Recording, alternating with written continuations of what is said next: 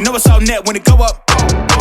Ain't got no other plans, you don't need to understand, ayy. We on overtime, you don't need to understand, ayy. You just show them how to do it when you don't know what to say. Tell me how you plan to win if you plan to play the same. Moving fast, already gone, yeah, but you bringing me back. Try to double cross me, dog, just let me relax.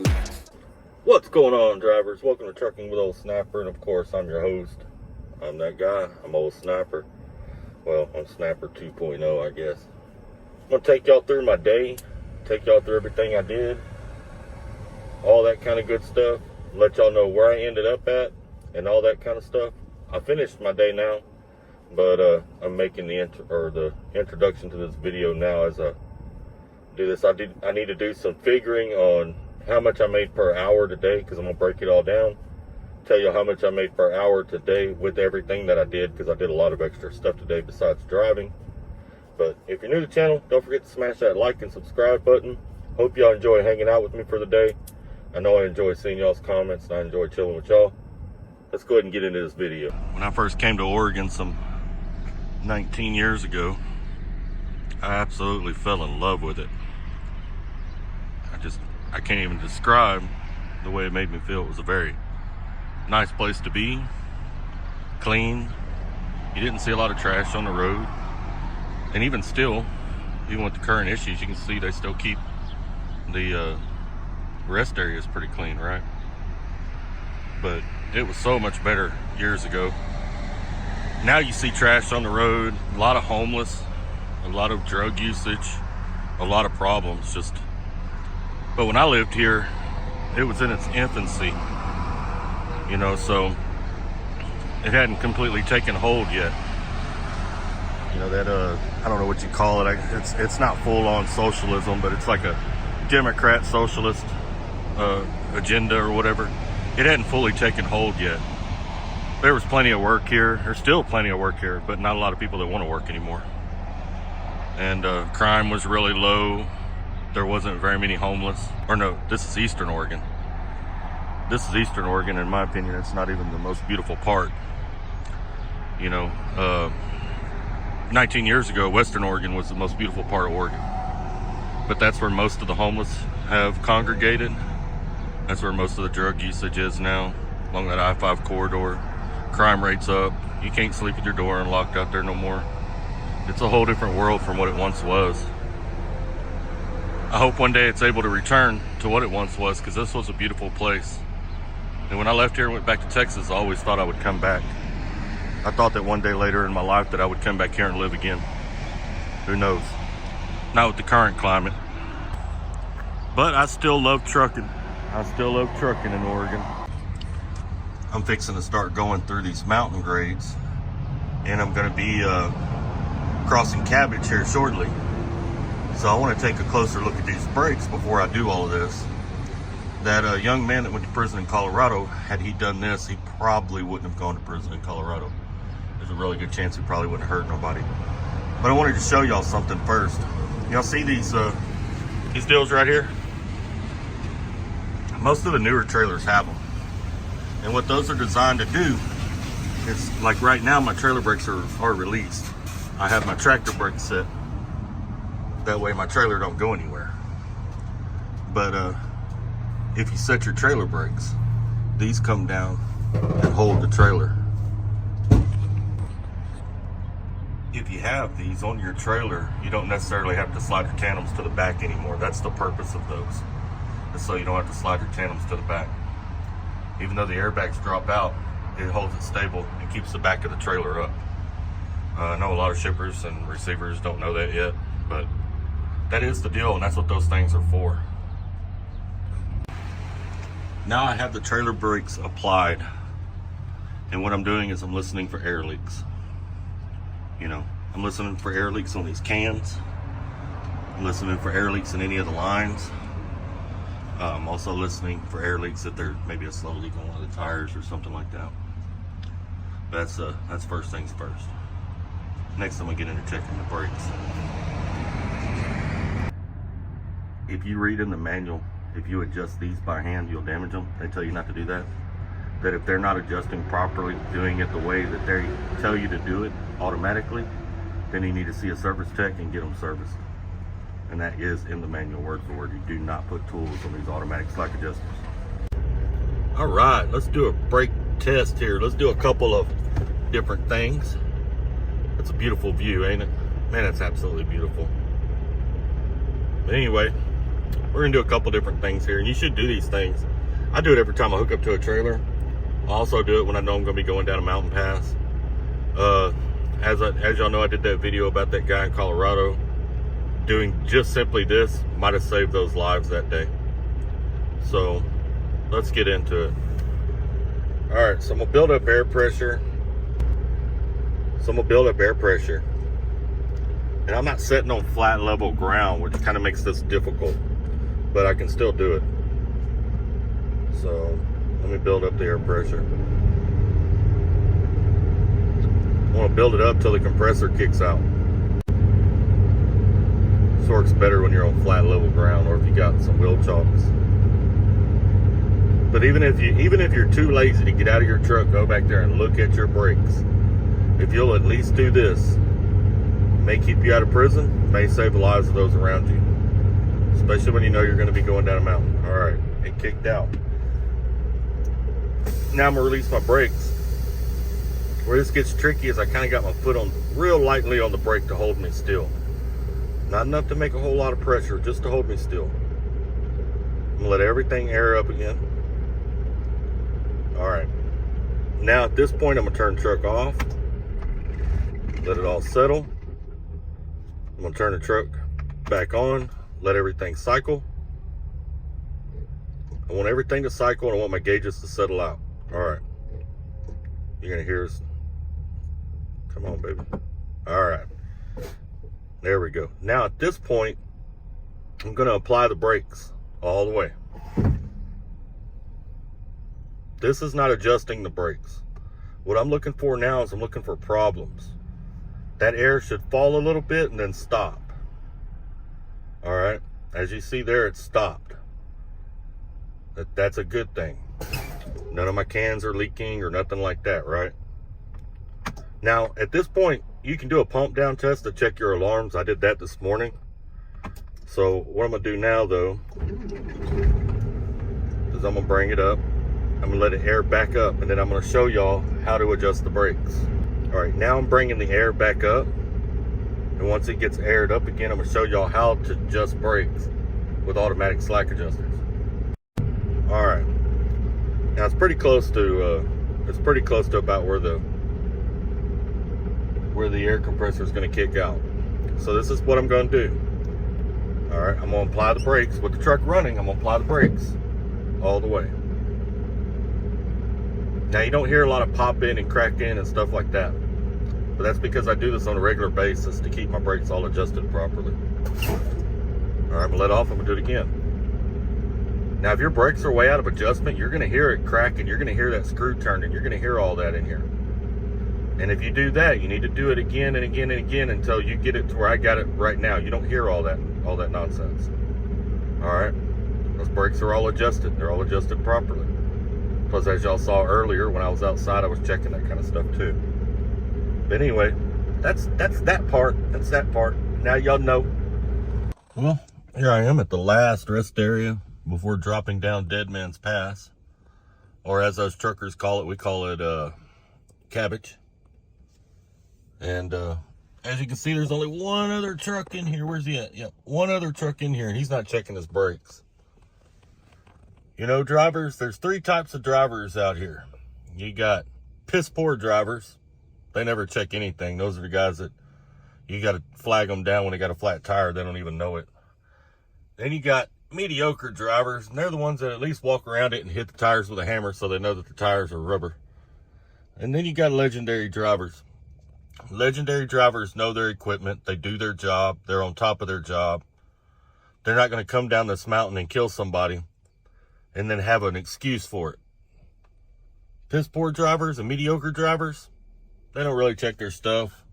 They pretend to. And then when they get back, something goes wrong. You know, they'll have an excuse for their company. They'll have an excuse for the law, and it'll be everybody's fault but their own. When really, it's their own fault, and they shouldn't be driving a truck. You know, I watch trucks all the time. Every morning when I get up drinking my coffee, truck after truck after truck leaving. Half the time the guys don't even get out of their truck. They don't check anything. I don't think most of these companies even realize it. That's why I say most of you drivers out there griping about pay, you're already overpaid as it is. You don't do your job now. So let's go back there and give these brakes one more good little look at. And then we'll start down this mountain and get on with the rest of our day. I come and go like a rah-rah-rah. They don't want the two be going nah-nah-nah. I'm coming back with the money in the bag. The roof is in my lap, yeah, I'm running for the cash. I come and go like a rah-rah-rah. This is the weigh station and brake test area for Dead Man's Pass. It's about 1 mile up the road from where I stopped at and did my brake test a while ago that y'all saw. I'll show y'all something. I've been here many times. You'll see truck after truck after truck after truck go by, and not a one of them will stop in here. Not a one. But I guarantee you they all want top pay for doing their job. Let's show y'all something else. And this is in a weigh station. Look at all that. Look at piss bottles everywhere. You remember what I was telling y'all about Oregon? How Oregon used to be so clean and nice earlier? Oregon never used to look like this. But I guarantee you, anywhere truckers go, this is what you see nowadays. Is that right there? And that's why society looks at us like we're garbage. More trucks going by, not a one of them stopping up here to check their brakes. And they weren't back there in the rest area either. And probably got kids and everything else in all these cars, and they're gonna hope that they don't hurt somebody. But when they do, because it'll happen eventually, they're not gonna want responsibility for it. All right, guys. That's what I did today. That was the deal. As y'all can see, I did a lot of extra work. I did 2 different brake checks, and it's because I was going through, you know, series of hills and stuff like that. One of the things I want to talk about is, you know, checking your brakes and things like that. They are your responsibility as a driver. And if something happens with your equipment and you kill somebody, you are responsible for that. And not only that, but think about this. Would you want drivers that don't check their equipment driving around your family? Would you want drivers that don't check their equipment driving around your kids? What if one of your kids is coming down that mountain and a driver bypasses that check station, doesn't check his equipment, he don't worry about it, and it ends up killing one of your kids? You know, man, it's getting to a point with these nowadays where I don't think the motoring public's safe around truck drivers anymore. We don't have the same kind of truck drivers we had out here at one time. You know, like I told you in that video, there's 3 different kinds of drivers. You got piss poor drivers, they don't do nothing, you know, and not to be mean, but that's normally your big drivers that are just morbidly obese. I guarantee you they're not climbing under nothing to check nothing. They probably don't even check their lights. Okay? But there's even skinny drivers that are that way. Drivers are lazy in general. Keep looking down because I got Uber Eats ordered. I'm sitting in a rest area up here, and I didn't stock my fridge, so I got Uber Eats bringing me something to eat. But I mean, it's craziness. Drivers want top pay, you know, and drivers, you know, I hear drivers all the time saying, oh, automated trucks couldn't replace us. They can't replace us. If all you're doing is holding a steering wheel driving down the road, and that's all you do in your job, you can be replaced by an automated truck. It's all that other stuff that we do that's not replaceable. It's all that other stuff that we do that separate a piss poor driver from a legendary driver. You know, and I know I made a comment earlier in this video about tapping on tires with a hammer and how that's a mediocre driver. If your tire is dead flat, yeah, a hammer will tell you that it's dead flat. But you can get a ticket for a flat tire way before that tire is dead flat. At 20% the rated capacity, you can get a ticket for a flat tire. So when your tire is at 80 PSI, you can get a ticket in a weigh station for a flat tire. I worked for a company one time that brought a truck out for Driver Appreciation Week. They lowered one tire to less than 80 PSI. They put a curtain up around it, and they had us go in there and hit them with hammers. We were going around tapping on that thing one at a time. One at a time. Oh, probably a couple hundred drivers went in there and tried. Not one single driver could figure out which one of them tires was low. Because at 80 PSI, it's still on the rim, it's still solid, you can't tell. But you can still get a ticket for that tire. It's 20% below rated capacity, right? The only way you can tell if you've got a flat by DOT standards is to use a tire gauge. You know, so a mediocre driver will use a hammer and they'll go around and hit all their deals. And I know some of you out there can be like, oh, I've been driving 30 years. I can tell you which one's at 80 PSI. I've seen it with my own eyes, and I know for a fact that you can't. You might think you can, but you can't. I promise. We had drivers went in there, some of them been driving since the 60s and 70s and could not figure it out. You know, they were baffled. We at one point during that demonstration thought it was all BS and all them tires were full. And they showed us, no, they weren't. One of the inside tires on the drives, because they ran duals, one of the inside tires on the drives was low. None of us caught it. Not one person, even drivers who had been driving 25, 30 years. So I guarantee you, driver, you can miss it. But if you use that tire gauge, you'll never miss it. You know, a mediocre driver, a mediocre driver is someone who kind of half-ass does their job, right? A legendary driver is someone who goes the extra mile to do their job and try to do it right.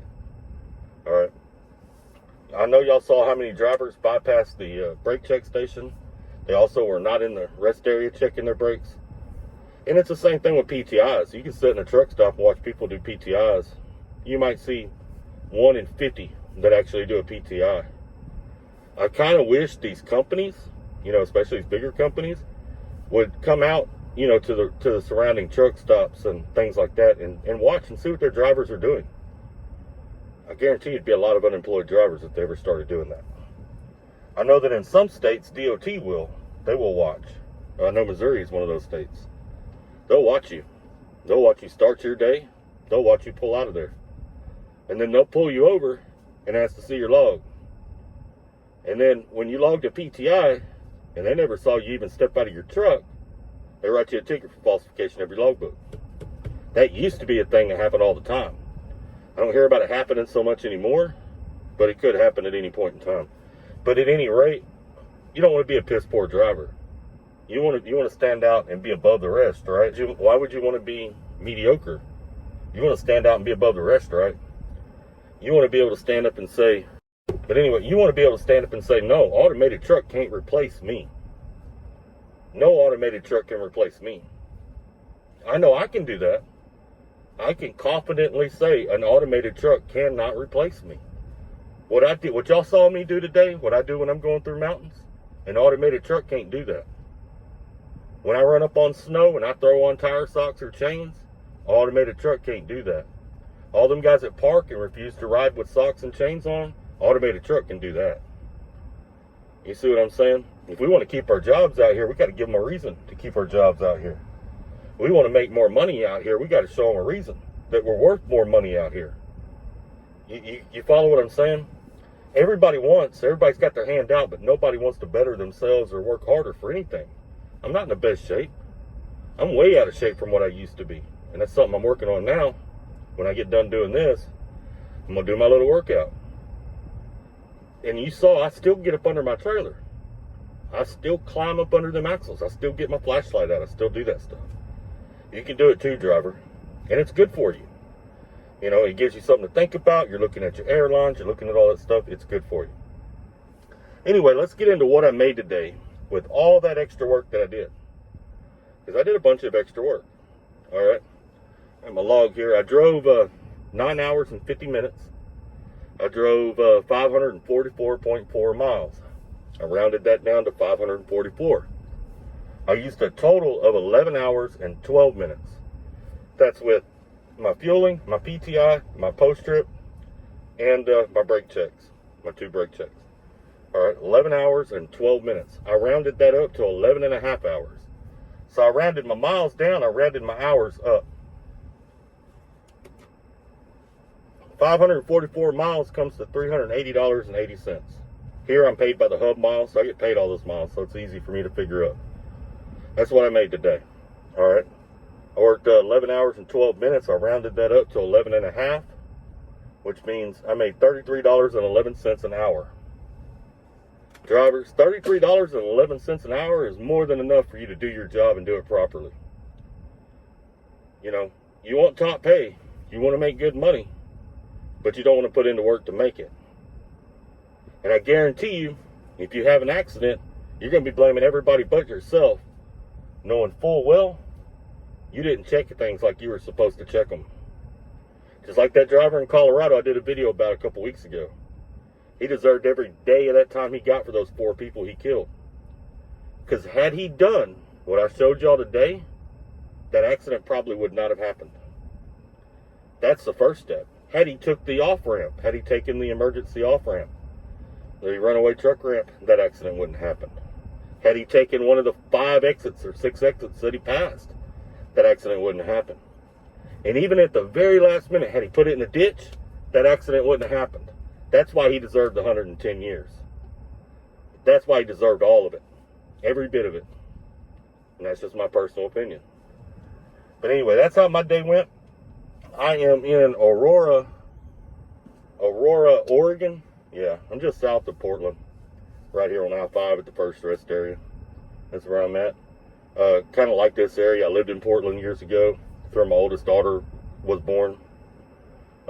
She was actually born in Vancouver, which is right across the river. But we lived in North Portland at that time, up in St. John's area. Me and her mom did. I hope all of you out there are doing great. Hope y'all enjoyed this video. It's a little bit different than some of the stuff I normally do. If y'all like it and want to see more hanging out with Snapper, that type of video or whatever, let me know down in the comments below. Y'all take care, stay safe, and keep. About to snap back, you ain't fitting for it cause you all cap like. Hold up, I shoot my shot, wait, hold up. I'm really about to run this go up. You know it's all net when it go up. Ain't got no other plans, you don't need to understand, ayy. We on overtime, you don't need to understand, ayy. You just show them how to do it when you don't know what to say. Tell me how you plan to win if you plan to play it safe. Moving fast, already gone, yeah, but you bringing me back. Try to double cross me, dog, just let me